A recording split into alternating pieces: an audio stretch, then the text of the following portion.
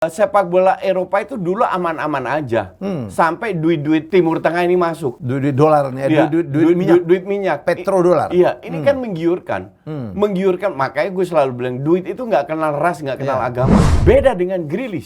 Grealish waktu datang, gue bilang 100 juta, udah gila. Ini pemain 30 juta maksimal. Skillful but no vision sampai gue ribut sama Gary Lineker di Twitter. Dan terbukti siapa yang benar. Pembelian Klopp di atas 30 juta, hampir nggak ada yang flop. Termasuk Diaz kemarin ya. Termasuk Diaz, Jota, Ya. Konate, Van Dijk, Alisson, you name it. Gue ini kan sering ketemu orang, ditanya soal MU. Di mana gue pergi? Ke supermarket, isi bensin, ke mall, ke toko, ke hall di apartemen gue aja gue masih ditanya soal MU. And you know what? 100% dari semua orang yang gue lihat, pesimis semua. Termasuk Anda sebagai fans.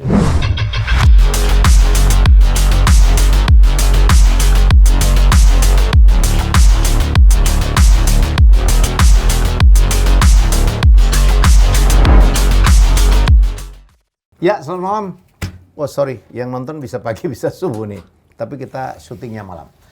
Saya bersama Kuci sudah di studio. Banyak hal yang kita akan bahas dalam jasa Coach. Ya. Kita stop pressnya ya, hot newsnya katanya La Liga nuntut UEFA. Ya, jadi Tebas ini kan sudah melakukan mengancam itu berapa pekan yang lalu ya. Ya. Bahwa ini udah nggak benar. Ini mulai dari kasus Mbappe, ya, betul. saya. Kenapa? Ya, di luar setuju nggak setuju kan kita sebenarnya nggak tahu. Kita tidak tahu berapa uang yang terlibat dari situ. Cuman bahwa La Liga mengeluarkan ancaman kali ini, untuk saya itu agak aneh. Kenapa? Kenapa baru sekarang? Kenapa tidak berapa tahun lalu pada saat Neymar membuyout dirinya sendiri? Ya. Dengan duit yang begitu banyak, ratusan juta dari Qatar, sehingga dia bisa free transfer ke PSG, sehingga PSG bisa membeli pemain lainnya tanpa membreach, tanpa melanggar aturan dari FFP. FFP itu Financial Fair Play. Ya. Kenapa itu tidak pada saat itu Tebas tidak mendukung Barca melakukan protes? Karena Tebas ini jelas-jelas dari segala statement itu sangat pro Madrid. Oke, that's okay. Itu nggak ada masalah. Ya. Sekarang yang dia permasalahkan Mbappe, dia tahu dari mana bahwa Mbappe memilih PSG karena uang. Yang kita tahu kan hanya gosip. Apakah ada dokumen-dokumen resmi yang keluar dari press? Nggak ada. Karena yang kita dengar sekarang dapat signing fee 150 juta. Ya. Madrid mau kasih 100 di sana. Terus gaji 100 atau 150 I don't know. Ini kan semua gosip. Tapi di sisi lain gue juga lihat Tebas ini takut. Tebas takut bahwa Barcelona dan Real Madrid, dua klub yang selalu menarik pemain-pemain hebat puluhan tahun Dari seluruh dunia. itu sudah tidak seksi lagi. Peran mereka diambil alih sama PSG dan Man City. Ya. Memang kalau dibilang, kalau seandainya protesnya ini persaingan yang tidak fair. Duit pribadi dilawan oleh duit negara. Itu gue setuju. Itu sangat tidak fair. Tapi kan diperbolehkan sama UEFA. Pada saat itu diperbolehkan, mereka nggak bisa protes lagi. Kalau mereka mau protes, gandeng semua klub besar untuk melawan PSG sama City. Susah juga. Ya. Iya kan? Nah, maka dari itu, untuk gue protes ini agak ambigu. Agak ambigu. Karena ya itu tadi gue tidak yakin dengan ketulusan protes dari Tebas ini. Tapi bro, kalau menurut gue ya nih, sorry ya, kalau menurut gue terserah ini dia kesel karena Mbappe gagal ke Madrid atau apapun. Iya. Financial fair play itu memang tetap harus ditegakkan. Setuju. Ya, demi fair competition lah ya. Setuju. Fair competition. Agar pembinaan betul-betul jalan, rekrutmen pemain betul-betul jalan, dan agar balance juga ya. Ya. Agar balance juga gitu. Biar nggak klub kaya bisa menginjek-injek klub kecil. miskin. Ya. Ya. Betul. Cuman kalau kita lihat financial fair play ini kan diterapkan sudah lama ya. Ya. Kalau kita lihat, kan lebih ketat kan? Ya. Setiap kali mereka memberikan sanksi, di kas kalah. Iya, begitu di apa Naik banding naik ke banding, kas kalah. kalah. Artinya apakah orang hakim-hakim dikasih suap masuk angin? atau memang mereka nggak punya dasar untuk protes, ya kan? Padahal udah jelas-jelas contoh paling kecil lah, sebuah perusahaan yang mensponsori perusahaan airlines lah, Ya. mensponsori Arsenal, MU, City, whatever Itu klubnya. kalau Emirates, Etihad. Ya, Oke. itu rata-rata nilainya let's say 100 sampai 150. Ya, Mendadak masuk ke City atau PSG dengan nilai 300. ya. Bagaimana kita bisa ngelawan? Karena itu adalah rekanan mereka sendiri. Oke. Tapi kita nggak bisa ngelawan. Orang paling akan bilang, loh angkanya nggak masuk akal 300. Karena di klub-klub lain 100 sampai 150. Kenapa di PSG atau City bisa 300? Tapi Ya makanya kan? bro, Cuman nggak bisa dilawan juga. saya pikir that's okay. Kalau revenue you cannot control. Kalau orang Ya. ada sponsor mau bayar lebih mahal, oke dong. Iya, exactly. Spendingnya dong yang diatur. Sekarang Gaji kalau- pemain tidak boleh melimitasi total Betul. salary cap kita Betul, nyebutnya ya. tapi kalau Tidak kita boleh lihat, dilampaui. betul, setuju. Tapi kalau kita lihat dan datanya itu ada, 10 tahun terakhir MU itu lebih banyak spend untuk pemain daripada City. Jadi kalau dibilang City keluar duit banyak ya, kayak tahun lalu siapa yang mereka beli? Grealish doang 100. 100 satu musim kan nggak banyak. Iya kan? Bahkan MU beli Ronaldo gratis. Beli Varane berapa? 40 jutaan. Beli Sancho 90 jutaan. MU aja udah beli 130 musim lalu. Ya. City cuman dan I mean gue masih belum yakin dengan Kalau City menurut gue sih nggak terlalu ya. Ya. Yang parah itu menurut saya sih PSG bro. Memainkan aturan itu, menggaji pemain gila-gilaan ya. Betul, exactly. Ya, kalau City gue nggak terlalu ya, lah. Karena kita juga harus tahu, kita boleh protes, tapi kalau kita nggak ada dasarnya, kan jadi bahan bro. ketahuan juga. Audit itu gampang sekali. Gua akuntan loh. Forensik audit dengan gampang bisa dilakukan. Audit bisa dilakukan. Aliran uang segala macam kita bisa follow Bisa lah. dilakukan oleh UEFA. Iya. Tapi La Liga kan nggak tahu duitnya dari mana. Jadi berdasarkan apa mereka protes? Loh, kan bisa send dong. Bisa minta kantor akuntan publik untuk mengaudit itu They kan. don't have the rights. Kalau itu diperbolehkan, artinya semua klub di Eropa punya hak untuk melakukan itu. We are going nowhere. Yang harus melakukan itu adalah UEFA. Ya, UEFA Dan lah. pada saat UEFA melakukan Ya. itu, Nah, ujung-ujungnya itu kalau UEFA-nya sudah tidak adil ya. exactly. Sudah That's tidak the independen, point. tidak Betul. netral. Betul. Ya coach berkali-kali ini jangan-jangan masuk angin nih kan. Betul. Memang arahnya ke sana. Gue juga paham. Tapi the problem is Tebas ini nggak punya bukti. Dan kalau kita lihat, kalau kita bicara KKN ya, Ya, Nasser ini adalah salah satu direktur di UEFA. itu persoalan. Itu kan konflik of interest. Konflik interest. Iya. Mestinya nggak boleh dong. Betul. Pengurus klub itu, pengurus UEFA itu mestinya tidak boleh Netral. dong terlibat Betul. dalam Nah. kepengurusan salah satu klub pun ya Betul. kan. Kalau Mereka itu ada 3 direktur, itu yang dari klub. Nah, karena Nasser duitnya banyak, dia punya peran penting lah. ya, Nah, ini yang kan nggak boleh. Ini yang kita protes. ya. Yang kita protes UEFA. Kalau begitu kan UEFA ini kan banyak banget yang harus Betul. dikritisi ya. Betul. Itu udah berkali-kali. Contoh paling bagus, Nation League lah. Musim udah panjang, Ditambahin lagi ya. ditambahin 10 hari 4 pertandingan. Kan udah Gila. sarap menurut gue itu. sih. Pemain protes masuk kiri keluar kanan. Mereka ini kan Apalagi menjelang Piala Dunia kan. apalagi menjelang Piala Dunia. Dan Liga udah mulai bergulir lagi. bahwa Piala Dunia digeser dari bulan Juni Juli ke November Oktober aja itu udah nggak jelas. Tapi ya itulah sepak bola kita itu, sepak bola dunia itu diisi oleh orang-orang yang tidak peduli dengan sepak bolanya, lebih peduli dengan duitnya. Dulu kita kagum ya bagaimana kompetisi diatur ya di Eropa gitu. Ya. Bro, lo netizen terserah lah mau ngomong gua terlalu Amerika. Ya, terserah lah. Tapi menurut gua Amerika, liga manapun yang dia pegang ngaturnya tuh keren banget. Iya, gue setuju soal itu. Keren banget. Jangankan I NBA, agree. semua begitu. I agree. Ada salary cap, ya, Iya. ada sistem draft, Ya, ya. dan ada aturan tuh bro. Misalnya pemain dari college itu nggak boleh tuh disodok, maksud saya di ijon gitu ya, nggak boleh untuk supaya nanti lu hebat nanti harus ke gua, nggak boleh. Ya, Demikian betul. hebat. Wah, dan aturannya ketat. Sistemnya ketat dan udah berjalan dan mayoritas dari pemilik sana mengikutin itu, mengikutin aturan itu. Sanksinya ketat, bro. Sanksinya ketat.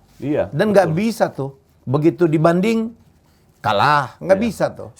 Sebenarnya ini kan sepak bola Eropa itu dulu aman-aman aja, sampai duit-duit Timur Tengah ini masuk. Duit dolarnya, duit minyak, petrodolar. Iya, ini kan menggiurkan, menggiurkan. Makanya gue selalu bilang duit itu nggak kenal ras, nggak kenal agama.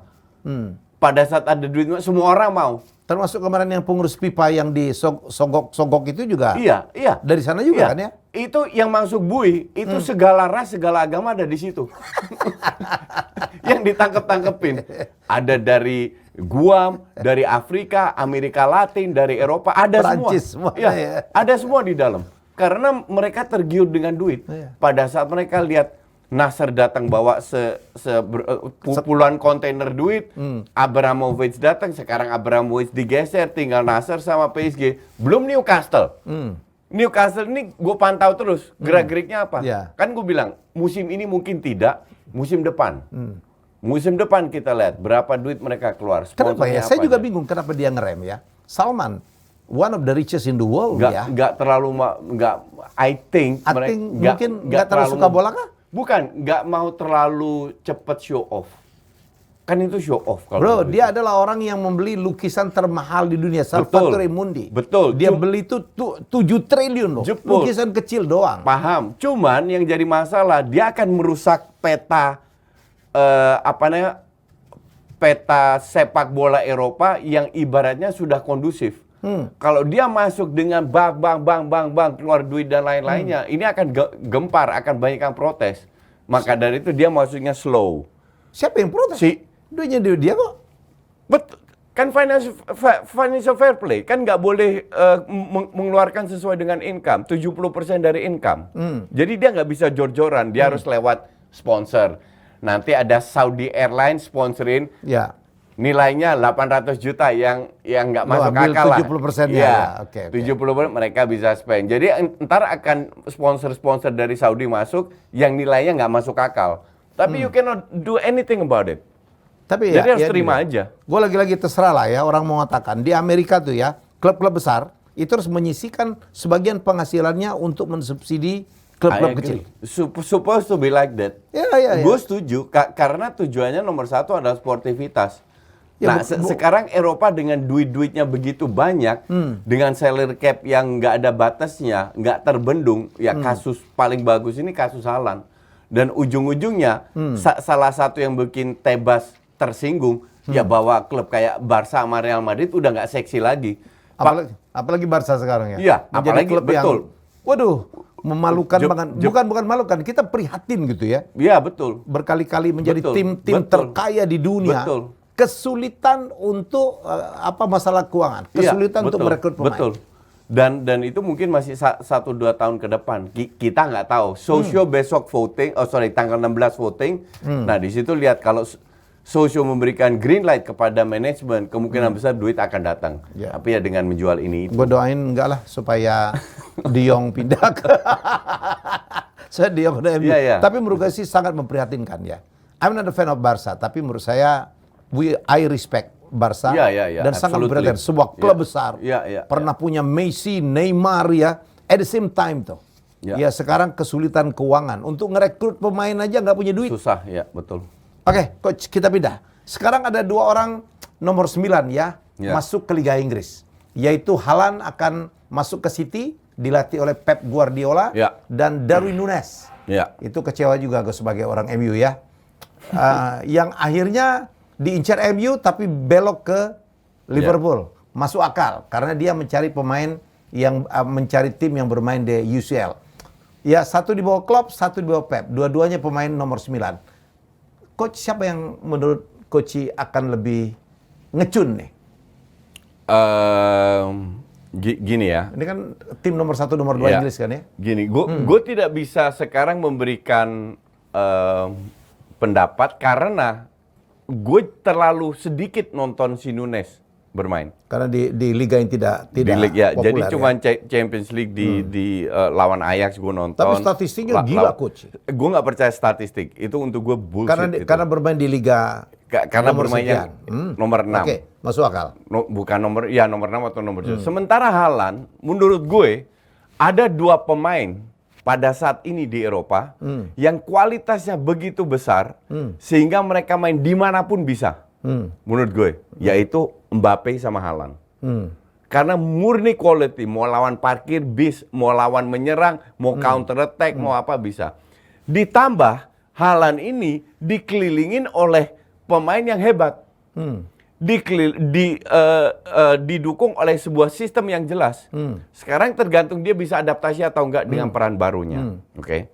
Nah, Nunes ini kan yang pada saat di Benfica ya, mainnya itu nggak jauh beda kayak stylenya ya, kayak Cavani, kayak Vlahovic, real striker, goal insting tinggi, nunggu ya, 1/10 peluang cetak gol. Cetak gol ya. Tapi Liverpool kan nggak main kayak gitu. Oh, oke. Iya kan? Firmino waktu di Hoffenheim itu juga killer. Masuk ke Liverpool disulap. Dia yang turun ke bawah bekerja keras. Mundur dikit ya. Ya. Nah, sekarang satu, apakah Nunes bisa bermain seperti itu? Oke. Nggak tahu. Kedua, apakah kalau dia seandainya harus bekerja keras, dia akan kehilangan kualitasnya untuk mencetak gol? Bisa juga disulap sama Klopp. Perannya lebih ke depan. Satu hal yang ingin gue tekankan, bahwa sekarang tidak beda yang namanya real striker, yang namanya nomor 9, itu beda dengan 10 tahun yang lalu. Peran real striker 10 tahun yang lalu, itu lebih statis. Lebih tunggu umpan cetak gol, Sementara, peran real striker sekarang, contoh paling bagus adalah Benzema dan Lewandowski. Itu lebih bermain for a team. Banyak pergerakan kiri, kanan, sehingga temennya yang masuk. Kalau perlu dia kasih assist, nggak hanya cetak gol. Nah, kembali lagi, Nunes bisa nggak bermain seperti itu? Benfica kan kalau kita nonton Champions League lebih ngincer counter, ya kan? Dortmund pun demikian. Tapi kalau bicara kualitas, gue bilang Haaland sudah terbukti, bukan Nunes belum terbukti. Sekarang kembali lagi, apakah Klopp bisa memanfaatkan kualitasnya si Nunes? Artinya dia harus sedikit merubah strategi bermainnya. Kedua, apakah Nunes bisa adaptasi dengan pemainnya? Gue nggak yakin ini pemain satu bisa bahasa Inggris. Gue nggak yakin dia bisa beradaptasi dengan cuaca di Inggris yang lebih sering hujannya daripada mataharinya. Gue juga tidak yakin apakah dia bisa adaptasi dengan budaya, dengan teman-temannya. Ini kan faktor yang orang tidak lihat. Tapi untuk bisa beradaptasi, mereka harus melakukan itu. Ya kan? Cuman kalau kita bicara kualitas, supposed to be good. Kenapa? Gue lebih percaya Klopp. Karena kalau kita lihat pembelian Klopp, di atas 30 juta, hampir nggak ada yang flop. Ya, termasuk Diaz kemarin ya. Termasuk Diaz, Jota, Konate, Van Dijk, Alisson, you name it lah. Yang flop itu kan yang murmer kayak Minamino lah, Shaqiri lah. Iya kan? Itu kan ya mungkin tujuannya untuk jualan atau beli 10 pemain yang flop. Klopp jarang flop. Ya, Klopp jarang flop. Bisa jadi judul. Itu ntar jadi judulnya. Jadi dari sisi itu gue masih percaya, nah mungkin Klopp bisa dengan kejeniusan Klopp, kehilangan Mane. Ya, Nunes ini kan ganti Mane nih kan? Ganti, bukan. Striker. Menggantikan karena Mane keluar lah. Menggantikan karena Mane keluar. Kalau perannya nggak sama, artinya kan harus ada switching ya, harus ada. Sekarang yang jadi masalah di depan, Luis Diaz kiri, nggak ada pelapis. Salah kanan, nggak ada pelapis. Jota? Strikernya 3. Iya, siapa aja? Jota, Firmino, Nunes. Iya. Nah, Jota bisa main dari sayap. Tapi nggak efektif. Jadi tidak sebagus dia sebagai striker. Nah, ini juga salah satu PR untuk Klopp. Bagaimana dia bisa merubah sistem. Dan Klopp is salah satu dengan Pep, Saya pikir coach terbaik lah. pelatih yang terbaik lah, dua pelatih itu. Jadi seharusnya dia bisa menyulap Nunes ini bisa bermain. Saya dengar kabar Salah juga mau pergi juga, coach. Enggak, Salah sudah mengeluarkan statement. Tahun ini gue stay. Tahun depan belum tentu. Tahun depan belum tentu. Karena kalau kontrak nggak diperpanjang, pasti dia cabut, dan banyak klub yang mau Salah. Iyalah. Dia minta 500 ribu. Ya. Dia minta 500 ribu per week. Sekarang 200-300an kalau nggak salah. Nah, kalau nggak dikasih ya Klopp lagi yang muter otak. Siapa yang gantiin Salah? Salah, ya. Maka dari itu gue bilang Liverpool itu nggak usah berterima kasih kepada pemilik atau Dirtek atau apa, itu rubbish semua. Murni Klopp yang membuat Liverpool dalam 5 tahun seperti ini. Oke, perkasa. Balik ke Haaland di City, menurut Coach akan lebih gampang ya? Karena akan memang di City itu tidak punya striker ya? Itu juga kan? Bukan tidak punya striker. Tidak punya striker. Tidak punya real striker. Pada saat mereka tidak punya real striker, Pep harus nyulap dong. Harus membuat pemain yang sebagai false nine bermain, dan toh hasilnya 4 kali juara dalam 5 tahun terakhir. Itu kan prestasi. Berapa pelatih di Liga Inggris yang bisa mencapai itu? Nggak banyak. Oke. Nah, sekarang dia punya striker. Ibarat penggantinya Aguero lah. Iya kan? Aguero kan real striker juga. Kalau dia turun pun nggak terlalu banyak turunnya. Iya kan? Untuk cari ruang tuh dan skill individunya keluar. Gue sih tidak melihat ini akan jadi masalah. Beda dengan Grealish. Grealish waktu datang, gue bilang 100 juta udah gila. Ini pemain 30 juta maksimal. Skillful but no vision, sampai gue ribut sama Gary Lineker di Twitter. Dan terbukti siapa yang benar. Gue yang benar, bukan Lineker. Ya kan? Karena selama ini Grealish juga nyaris nggak main. Kalau main pun nggak punya kontribusi. Apakah tahun depan dia akan menjadi hebat? I don't think so. Karena ini pemain udah mentok. Beda kalau dia umur 18-19 tahun. Kenapa ini salah beli murni ya? Gue bilang salah beli. Untuk strategi Pep ini nggak bisa, nggak cocok. Nggak cocok, betul. Sekali-sekali dia bisa gantiin Sterling. Yang dia lakukan, kekuatan dia itu kan di skill. Kan ini pemain very skillful. Pokoknya skill, lewatin, shoot atau passing. Udah, that's it. Jangan suruh mikir 3-4 step ke depan. Kayak Bernardo Silva, kayak Kevin De Bruyne. Nggak bisa dia. Otaknya nggak nyampe. Karena dia murni ngandelin skillnya. Ketutup bando otaknya. Kayaknya gitu. Nggak bisa mikir. Nggak bisa mikir. Gitu. Tapi seru ya. Kalau kita Liga Inggris kemarin, itu hampir 17 menit terakhir masih ada peluang Liverpool menang ya kemarin. Ya, absolutely. Jadi begitu ketatnya persaingan kemarin. Absolutely. Itulah serunya Liga Inggris, bahwa tim kecil bisa menang lawan tim besar. Betul. Dan sebaliknya, dan sampai di hari-hari terakhir itu masih seru. Cuman kalau dua tim berkuasa terus nggak seru juga kan. Yang kita harapkan MU. Kalau Arsenal udah nggak ada harapan lah di bawah Arteta sama Edu. Gue nggak mau kena PHP terus-terusan kan. Bro, MU itu masih ada harapan. Chelsea masih ada harapan. Terutama dengan pemilik yang baru ya. Bukan gue bilang mereka jadi juara, enggak. Tapi minimal sampai 1-2 pekan terakhir mereka masih bisa bersaing. Itu yang kita tunggu kan. Sebagai penonton netral. Tuchel flop tahun ini karena 3 bulan sebelumnya, 2-3 bulan sebelum udah kelihatan Chelsea udah ketinggalan jauh. Ya kan? MU harapannya besar, tahun lalu runner up ditambah 3 pemain mahal. Flop. Dengan segala pokoknya flop. Nah, ini kan Tuchel harus berubah. Jangan kepala batu dengan 3-4-3-nya. MU, justru gue sebagai fans Arsenal, MU yang gue waspadai. Karena Arteta dan pemain Arsenal udah tahu gaya main City sama Liverpool seperti apa. City keteteran lawan Arsenal. Menang hampir kalah. Kartu merah kalau nggak salah. Hampir kalah lah. Ya kan? Tapi MU ini kan kita nggak tahu. With a new coach. Dengan new coach. Dan soal, you kan tadi sindir soal Nunes. Oke. Gue ini kan sering ketemu orang. Ditanya soal MU. Di mana gue pergi? Ke supermarket, ke isi bensin, ke mall, ke toko, ke hall di apartemen gue aja gue masih ditanya soal MU. And you know what? 100% dari semua orang yang gue lihat Nggak yakin. pesimis semua, termasuk Anda sebagai fans MU. Kalau gue emang tergantung dapat pemainnya siapa, bro. Betul, setuju. Dapat pemain siapa, dan sampai sekarang belum ada satupun pemain yang bisa direkrut oleh MU. Tapi That's problem. artinya fans MU nggak boleh pesimis juga dong, karena semua masih terbuka. Iya dong. Karena belum tahu siapa yang direkrut. Ya. Makanya saya bilang begitu. True. Iya. Gini ya, gue rasa gue lebih tahu Ten Hag daripada mayoritas Sesama fans Belanda MU. lah ya. Dan you know him dari dulu lah. Dari dulu karena dia mantan pemain FC Utrecht, dia pelatih FC Utrecht dan I know this guy quite well lah. Van Gaal itu setiap tahun juara dengan menjual 5-6 pemain. Oke.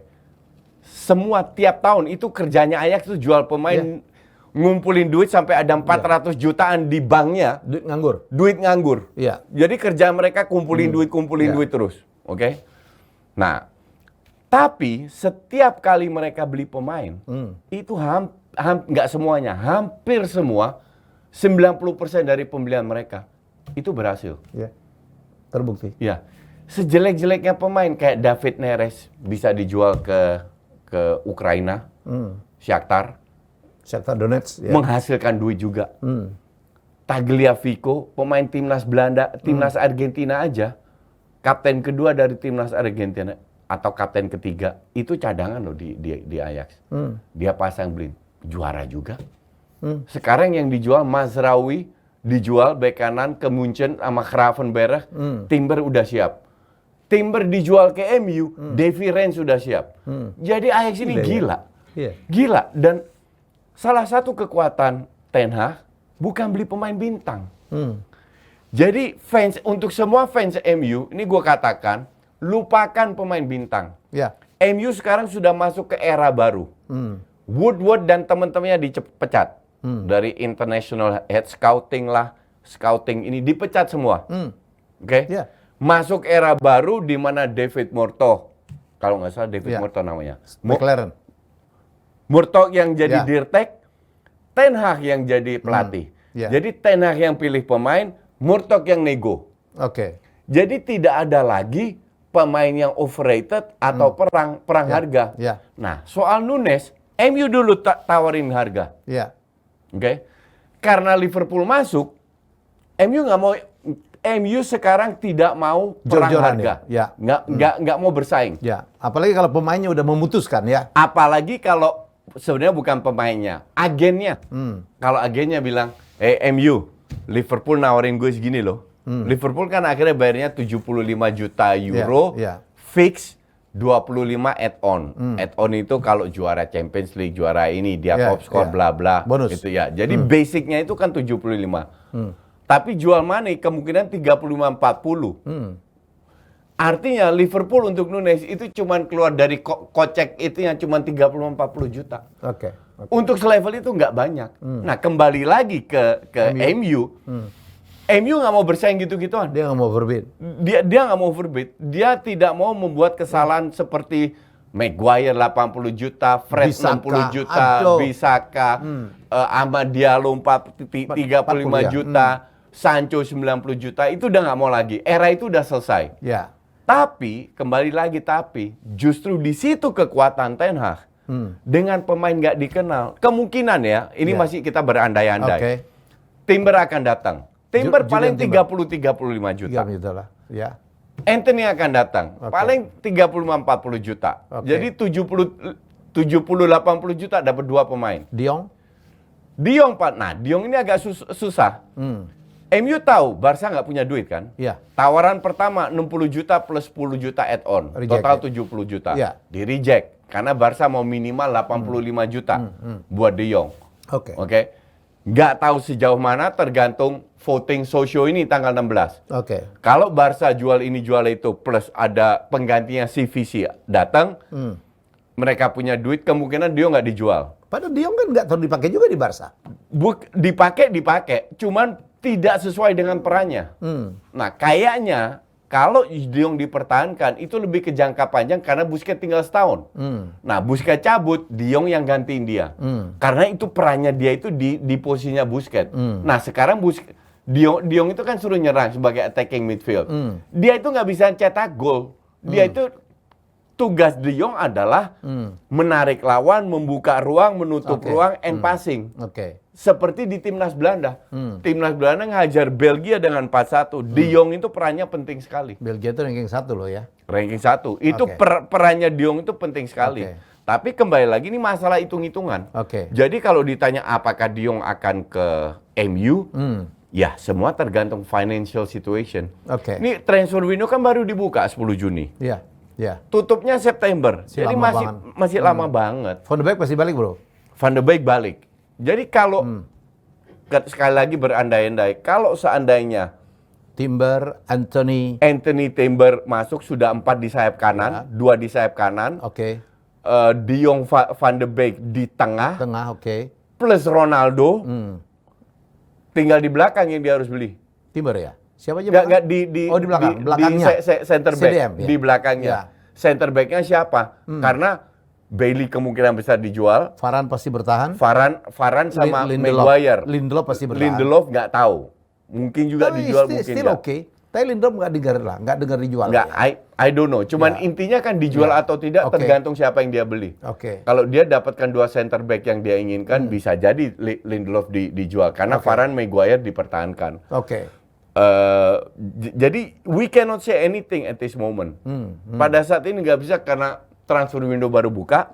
Dan Ten Hag juga sudah mengatakan di beberapa press conference, kita tidak akan bocorkan apa-apa ke media. Jadi memang strategi mereka ke sana. Mereka diem-diem nego, tiba-tiba deal. Tapi yang santer itu ya, Pau Torres ya, Ruben Neves. Ruben Neves bisa. Karena memang kalau Ten Hag lihat gaya permainnya pas. Iya, lihat dari segala lini butuh banyak pemain MU.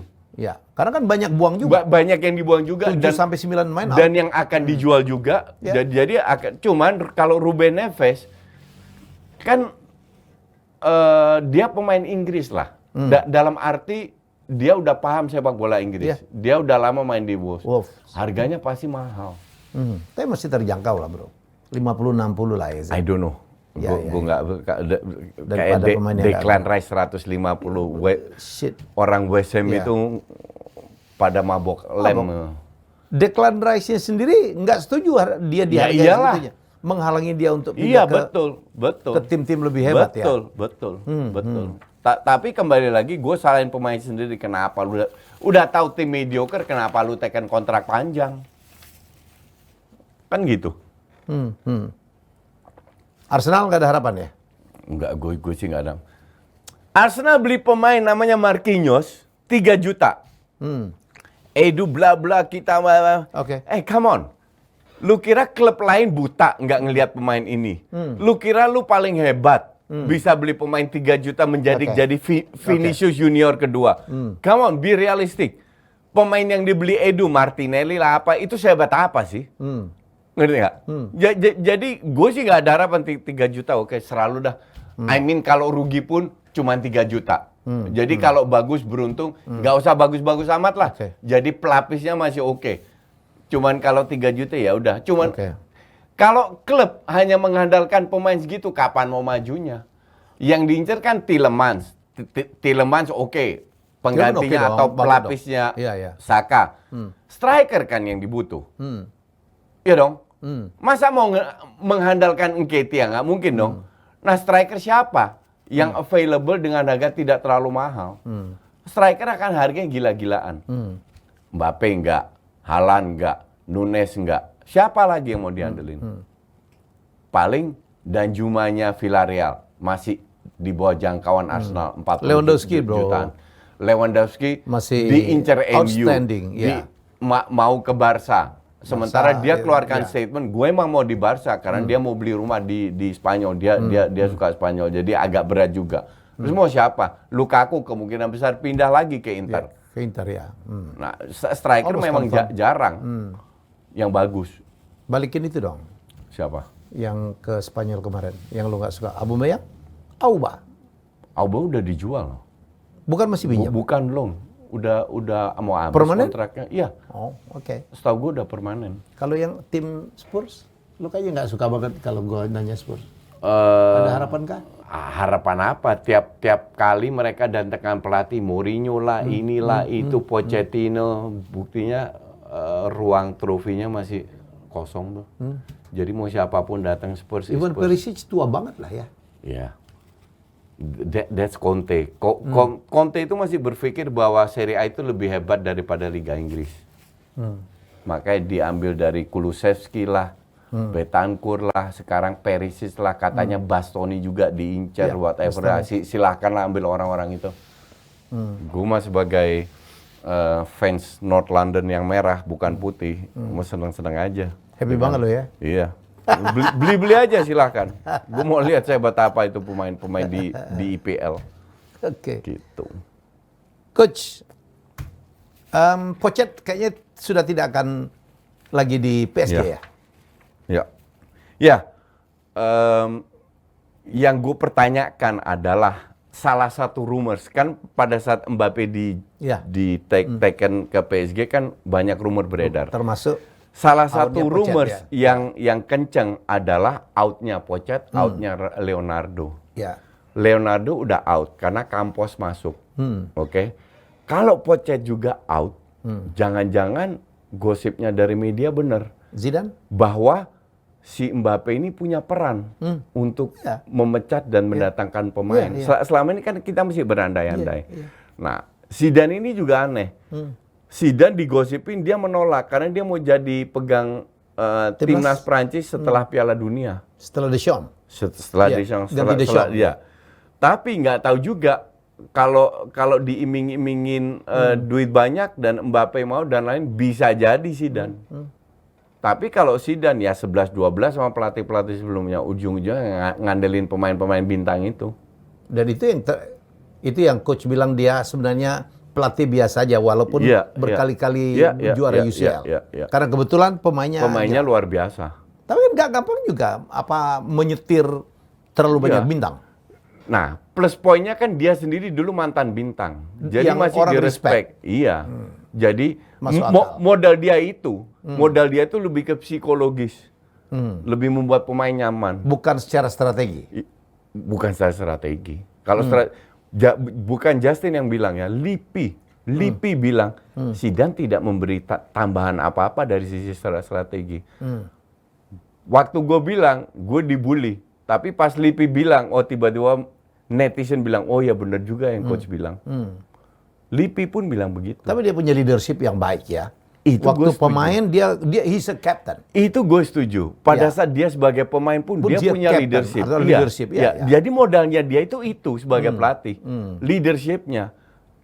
Jadi kita harus pisahkan antara juara dan strategi. Yang gue bahas itu kan strategi. Kalau gue bilang miskin taktik, bukan berarti mereka nggak bisa juara. Kan tergantung kualitas pemainnya. Dan tergantung banyak faktor lah. Faktor luck lah dan lain-lain. Cuman ya itulah kenapa gue tetap aktif bikin video biar membuat netizen lebih smart bahwa hasil itu harus dipisah dengan faktor-faktor lainnya. Jadi hater menjadi domba. Harusnya. Visi misinya. Arahnya ke situ. Arahnya ke situ. Habis itu bikin ormas. udah berjalan pilpres. Oke coach, kita kok jarang kan kita ngebahas Nation League ya. Nggak menarik ya menurut gue ya? Untuk gue menarik karena Belanda main kan. Cuman lu terlalu ya kalau itu ya. Kalau soal Belanda gue subjektif enggak juga sih. Karena gue kritik juga. Tapi memang kelihatan sekali pemain ini udah habis. Bukan hanya dan banyak skor yang ajaib. Padahal kayak Inggris gitu ya. Inggris itu kalau nggak salah 2 kali seri, 2 kali kalah. Bahkan kemarin dibantai. Kecapean, karena yang diturunin pun juga pemain inti semua. Kayaknya mereka nggak mau main. Dan Prancis juga, amburadul. Itali kemarin dihajar sama Jerman. Portugis dong. Portugis juga sempat kalah. Atau Ronaldo banyak gol. Dia berapa kali nggak main loh. Di 2 match terakhir dia nggak main. Cuman justru gue bilang yang pinter itu Van Gaal. Kenapa gue bilang begitu? Belanda ini kan mediocre. Yang hebat cuma Van Dijk cuma main 1 match, habis itu sudah liburan. Tapi Van Gaal ini tahu Belanda itu nggak punya striker lagi yang hebat, kayak Bergkamp, Van Nistelrooy.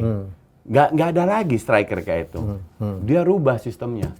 Dia main 3-5-2. Yang dipasang depan Depay sama Bergwijn. Bergwijn yang sama Spurs nyaris nggak pernah main. Depay juga begitu. Depay juga on off di Barcelona. Tapi di timnas Belanda dua-dua on fire. Bergwijn itu hampir selalu cetak gol sama Depay dan mainnya bagus. Makanya kemungkinan besar Bergwijn ke Ajax kan. Karena dia mau main dan dia diancam Van Gaal. Kalau lu mau masuk Piala Dunia lu harus main. Kalau nggak lupakan. Ya. Oke. Karena memang satu kompetisi yang baru lah ya. Kita sudah 40 menit lebih, Coach. Ya. Thank you so much. Thank you juga. Ya, tetap cintai sepak bola. Ya, kita jumpa lagi dengan saya dan Coach. Minggu depan masih di Just Say. Bye.